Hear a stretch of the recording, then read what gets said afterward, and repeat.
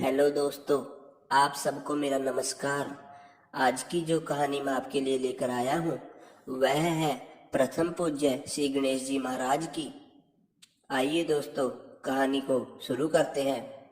एक बार श्री गणेश जी बैठे बैठे आराम कर रहे थे तो उन्होंने सोचा क्यों न बालक बनकर पृथ्वी पर जाया जाए और अपने भक्तों की परीक्षा ली जाए।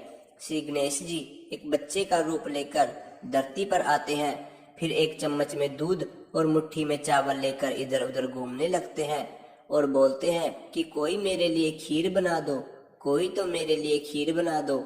उस बच्चे की बात को कोई नहीं सुनता और उस पर हंसने लग जाते हैं और कहते हैं कि इसकी भी भला कोई खीर बनेगी। जब गणेश जी ऐसा बोल रहे थे तो वहीं पर एक बूढ़ी माई अपनी झोपड़ी के बाहर बैठी हुई थी। बूढ़ी माई बोली, लाओ बेटा, मैं बना देती हूँ तुम्हारे लिए खीर। बूढ़ी माई के घर में जो छोटा बर्तन था, बूढ़ी माई ने उसमें दूध और चावल डालकर खीर बना दी, पर वह बर्तन तो पूरे भर गए। फिर बूढ़ी माई ने बड़े बर्तनों में खीर डाली, वह बड़े बर्तन भी खीर से भर गए। बूढ़ी माई बोली, बेटा, मेरे पास तो सिर्फ इतने ही बर्तन थे। वह बच्चा बोला, माई, बड़े बर्तन अपने पड़ोसियों से मांग लाओ। बूढ़ी माई जो बर्तन पड़ोसियों से लेकर आई वह सारे भी भर गए। बूढ़ी माई बोली, बेटा, यह तो इतनी सारी खीर हो गई, अब इस खीर का हम क्या करेंगे। बच्चा बोला, माई, जाओ और सारे गांव में खीर खाने का न्योता दे आओ। बूढ़ी माई जाकर सारे गांव को कह आई। बूढ़ी माई गांव के लोगों को बोली, भाई, मेरे घर खीर खाने आना, मेरे घर खीर खाने आना।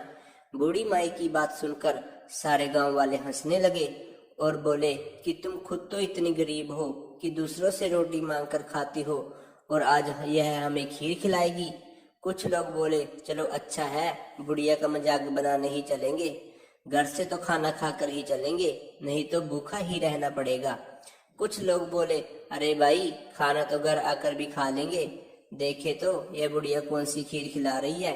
जैसे ही वह बूढ़ी औरत खीर खाने का न्योता देने सबके पास गई, फिर उसकी बहू सोचने लगी कि पता नहीं मेरे लिए खीर बचेगी भी या नहीं।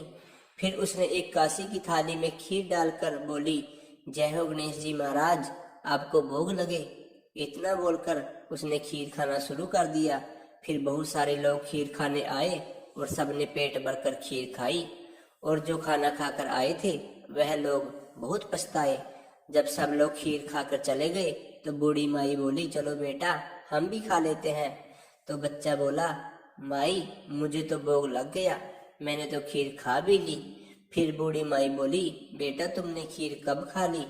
बच्चा बोला, माई, जब तेरी बहू सबसे पहले खीर की थाली लेकर बैठी थी तब उसने बोला था कि आइए गणेश जी, भोग लगाइए।